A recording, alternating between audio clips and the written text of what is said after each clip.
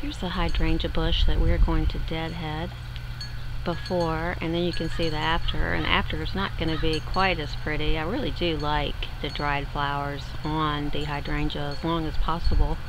It does add a little bit of interest, even though they're brown and dying, it's still pretty. But we're going to go ahead and deadhead it because this plant is going to unfurl new leaves.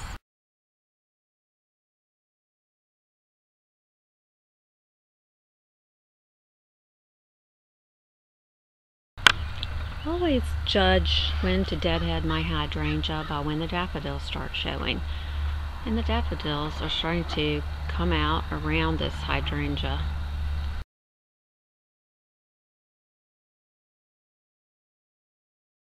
Now, to deadhead any plant, you cut off the spent blossom. This is obviously a spent blossom. It is March in Virginia, and it's a perfect time to deadhead the hydrangea. There are different types of hydrangea. This one blooms on last year's growth, so you would not want to cut this whole plant down, and Mother Nature is going to just push this dead area off of the plant. So you can wait for Mother Nature to do that, but very often this bud is going to grow before it expels this deadhead. So we just simply break these off. They just come off really easily. You find the uppermost bud.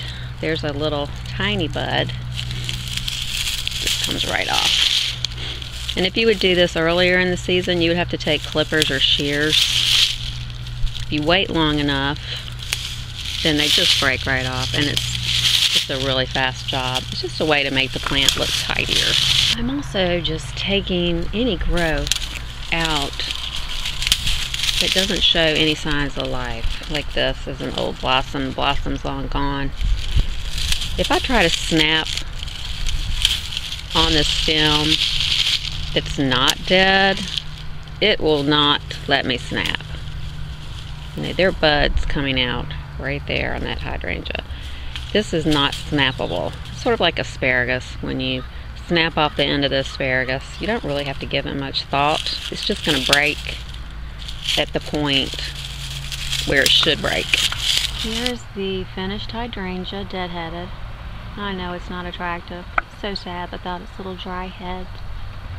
But it will be fine. Like I said earlier, the dried heads are going to fall off anyway.